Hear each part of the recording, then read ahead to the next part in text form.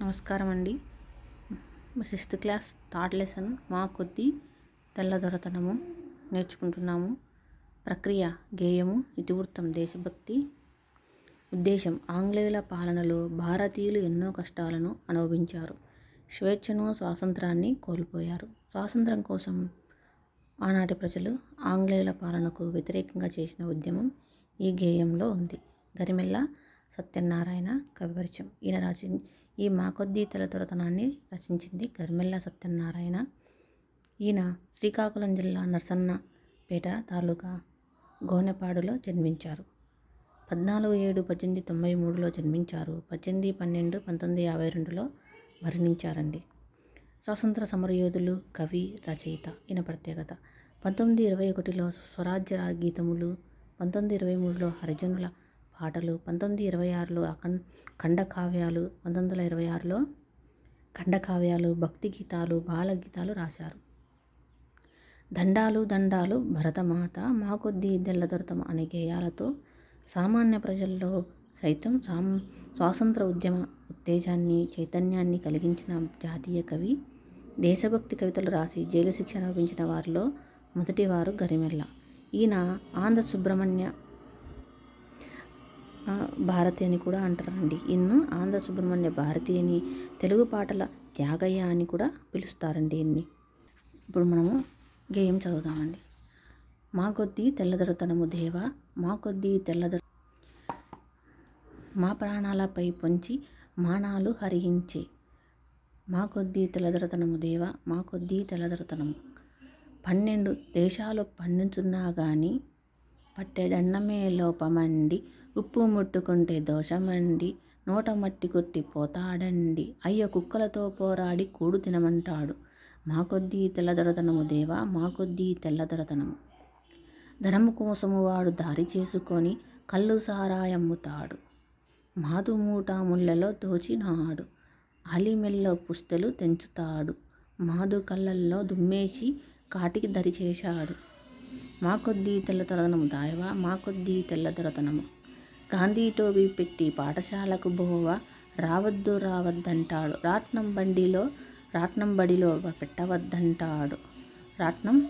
పెట్టవద్దంటాడు, టోపీలు తీసి వీపులు బాదుతాడు, అయ్యో రాజద్రోహమంతా రాట్నంలో ఉన్నదంట. మా కొద్దీ తెల్లదొరతనము దేవా, మా కొద్దీ తెల్లదొరతనము. 114 నోటికి తగిలించి మాటలాడ వద్దంటాడు, మమ్ము పాట పాడవద్దంటాడు, తనను దాటి వెళ్ళవద్దంటాడు, అయ్యో చేటు తెచ్చుక మమ్ము చెడిపోవమంటాడు. మా కొద్దీ తెల్లదొరతనము దేవా, మా కొద్దీ తెల్లదొరతనము. వాడి తాతగారి ముల్లె దాచిపెట్టినట్లు దాడి చేస్తాడి దేశమున, పోరాటమాడుతాడు పైన మోమాటము పడడు, సొంతైన వాడి పాటు పాడైపోను మాట చెబితే వినడు. ఇందులో అంత్యానుప్రాస అలంకారం కనిపిస్తుందండి. ఎట్లా అంటారేమో, మా కొద్దీ తెల్లదొరతనము దేవా, మా కొద్దీ తెల్లదొరతనము, మా కొద్దీ తెల్లదొరతనము. చూసినారు కదా, మూము మా ప్రాణాలపై పొంచి మానాలు హరించే. మా కొద్దీ తెల్లదొరతనము దేవా, మా కొద్దీ తెల్లదొరతనము. ఇక్కడ చూడండి, లోపమండి దోషమండి పోతాడండి, ఇక్కడ కూడా అంత్యానుప్రాస వచ్చింది. ఇక్కడ సారాయమ్ముతాడు, దోచినాడు, తెంచుతాడు, ఇక్కడ కూడా అంత్యానుప్రాసే వచ్చింది చూడండి. అంత్యానుప్రాస అలంకారము. ఇక్కడ హరించే, ఇక్కడ ఎడాగమ సంధి వస్తుందండి, ఇది ఈత్వ సంధి కూడా వస్తుంది. అలాగే 12 దేశాలు ద్విగు సమాసం. ఈ హరించే అనే దానికి అర్థమండి అణిచివేయు, నాశనం చెయ్యు. అణిచివేయు, నాశనం చెయ్యు అనే అర్థం వస్తుంది. 12 దేశాలు అంటే ద్విగు సమాసం. పట్టెడన్నమే అంటే ఉత్వ సంధి వస్తుంది. పట్టేడు ప్లస్ అన్నము, పట్టెడన్నము. తర్వాత మూట ముల్లెలు, జంట పదాలు అండి ఇవి. మూట ముల్లెలు అనేవి జంట పదాలు. ఇక్కడ 144 నోటికి తగిలించి,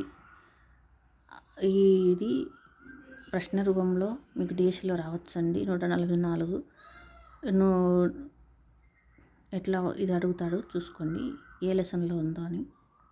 నెక్స్ట్ చేస్తాడి అంటే చేస్తాడు ప్లస్ ఈ ఇత్వ సంధి వస్తుందండి.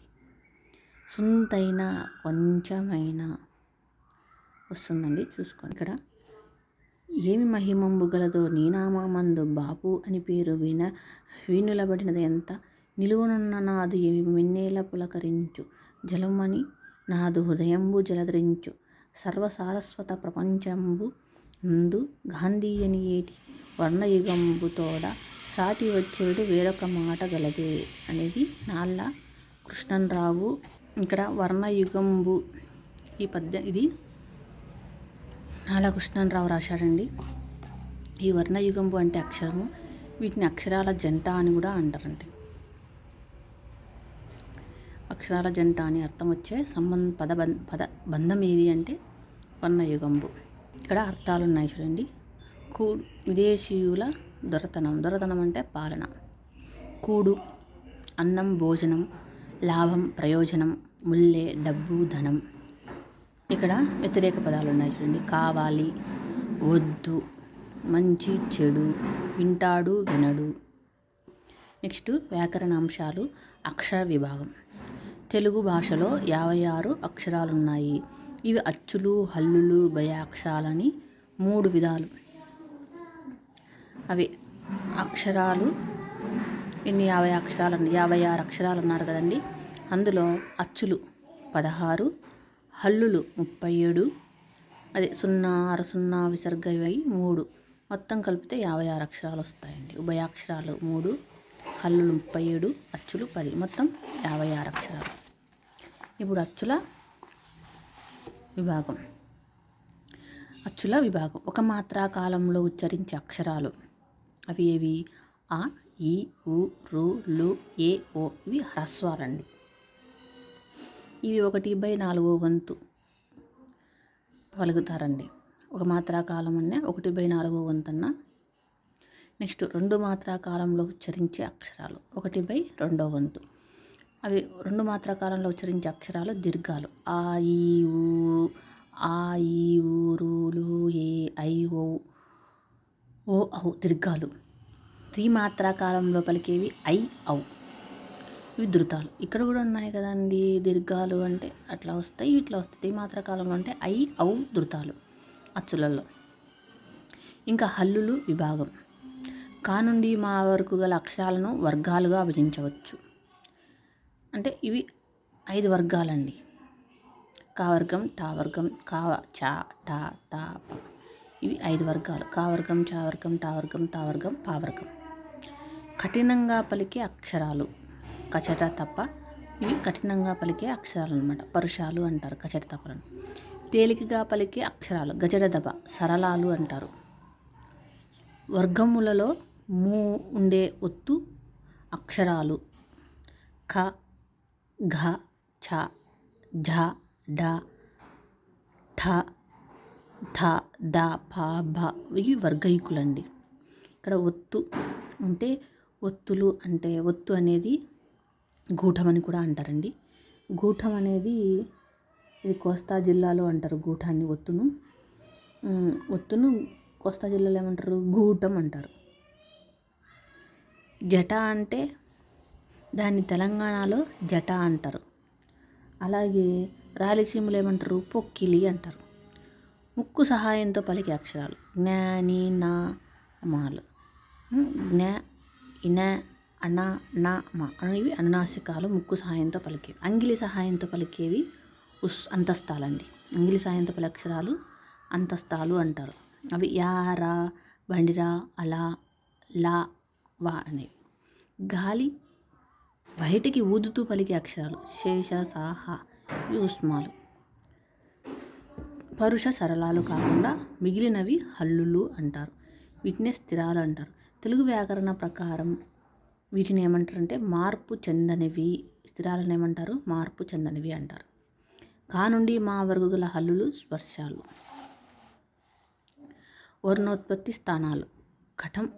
కంఠం నుండి పుట్టే అక్షరాలు అ, ఆ, ఖ, ఘ, గ, ఘ, ఇన, హ, విసర్గ. ఇవి కంట్యాలు లేదా హనుమూలియాలు కూడా అంటారు. కంట్యాలని ఏమంటారు, హనుమూలియాలని కూడా అంటారు. అంటే కంఠమును జిహ్వమూలమును తాకితే అవి కంట్యాలు. తాలువు, దౌడ.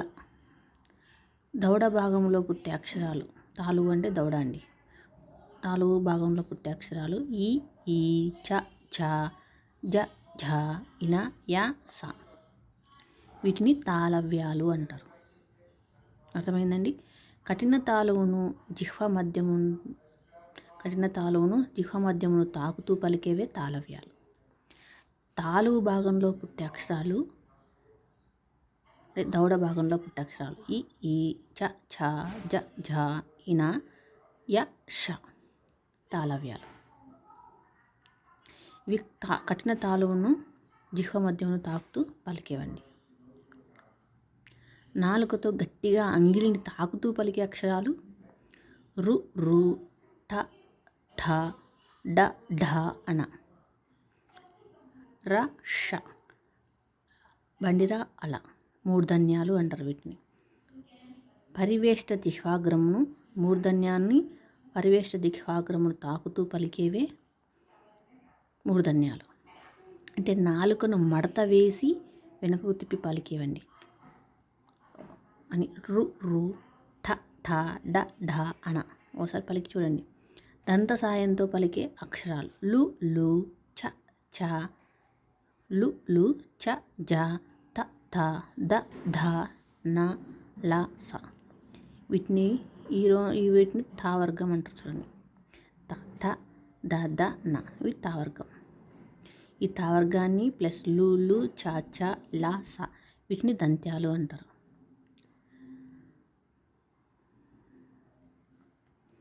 ఇవి జిహ్వాగ్రము, వీటిని దంత్యాలు అంటారు. దంతాలను జిహ్వాగ్రము తాకులతో పలికేవి. నెక్స్ట్ చ, చ దానిపైన తల వస్తుంది కదా, ఇది తలకట్టు. వీటిని సిపి బ్రౌన్ కనిపెట్టాడండి. పెదవి సహాయంతో పలికే అక్షరాలు ఉ, ఊ, ప, ప, బ, భ, మ ఓష్ట్యాలు. వీటిని ఓష్ట్యాలు అంటారు. ఏ, ఐ ఇవి కంఠ తాళవ్యాలు అంటారు. ఏమంటారు? కంఠ తాళవ్యాలు. ఓ, ఔ ఇవి కంఠోష్టాలు. ఓ, ఔ అనేది కంఠోష్టాలు. వా అనేది దంతోష్ట్యం అండి. వా అనేది దంతోష్ట్యం. ఫిరంగి వీటిని ఫిరంగి అంటే ఫిరంగి అనేది దంతోష్ట్యం. అంటే దంతముతోను ప్లస్ పెదవి కలిపి పలికేది ఫిరంగి. కాబట్టి పలికి చూడండి. Coffee, coffee. పై దంతాలు కింది పెదవి కలిపితే వస్తుందండి. అందుకే దంతోష్ట్యం అంటారు ఫిరంగిని, కాఫీని. నెక్స్ట్ ఓష్ట్యం ఫలితం. ఓన్లీ పెదవులతో పలుకుతాం కాబట్టి ఫలితం. అట్లా ఫిర్యాదు, ఫిర్యాదు ఇది కూడా దంతోష్ట్యమేనండి. ఫలం ఇట్లా ఇవి దంతోష్ట్యాలు. నెక్స్ట్ కరయుగంబు గలదు చరణంబులా లేవు. కరయుగంబు గలదు చరణంబులా లేవు.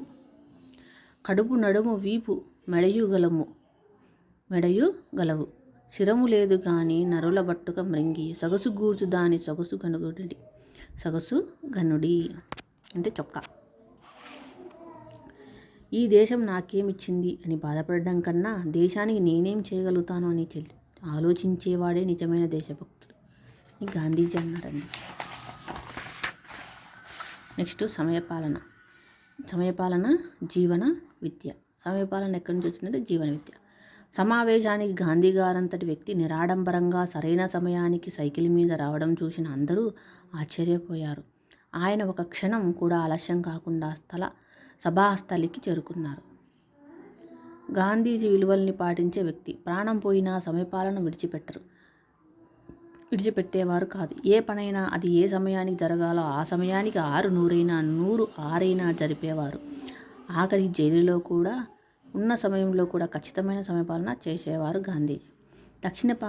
దక్షిణాఫ్రికాలో ఉన్నప్పుడు ప్రతిరోజు ఉదయం పళ్ళు తోముకునే సమయాన్ని వృధా చేయకుండా ఉండేందుకు అంతకు ముందు రోజే కొన్ని భగవద్గీత శ్లోకాలను కాగితం మీద రాసి గోడ మీద అతికించుకొని పళ్ళు తోముకునే సమయంలో వాటిని బట్టి పట్టేవారు. ఆ విధంగా భగవద్గీతలోని చాలా అధ్యాయాలను గాంధీ గారు కంఠస్థం చేశారు. అంత చక్కగా సమయాన్ని వినియోగించుకునేవారు గాంధీజీ. విలువైన గడియారం ధరించి సమయపాలన చేయకపోవడం అంటే సమయపాలన కోసం గడియారాన్ని మర్చిపోయినా పర్వాలేదు కదా. అదే మనమైతే నిజంగా సమయం ఉన్నా లేదని చెప్పి టీవీ చూస్తూనో కబుర్లు చెబుతూనో కాలక్షేపం చేసి ఎంతో సమయాన్ని పాడు చేస్తూ ఉంటాం. కానీ చేయవలసిన పనిని మాత్రం సమయానికి పూర్తి చేయక తర్వాత జరిగిన నష్టానికి మనమే బాధపడుతూ ఉంటాం. అందుకే అందరూ బాల్యం నుండే సమయపాలన అలవాటు చేసుకోవాలి. ఎటువంటి పరిస్థితుల్లోనైనా సమయాన్ని తప్పకుండా జాగ్రత్తగా ప్రణాళికాయుతంగా సద్వినియోగం చేసుకోవాలి. మరి అందరం అదే బాటలో పనిచేయదామా? అదే బాటలో పయనిద్దామా? ఏమన్నా మిస్టేక్స్ ఉంటే చెప్పండి, కామెంట్స్ రూపంలో సరి చేసుకుంటాను. నచ్చితే లైక్, షేర్, సబ్స్క్రైబ్ చేయండి. ఏమైనా డౌట్స్ ఉంటే కామెంట్స్ రూపంలో అడగండి.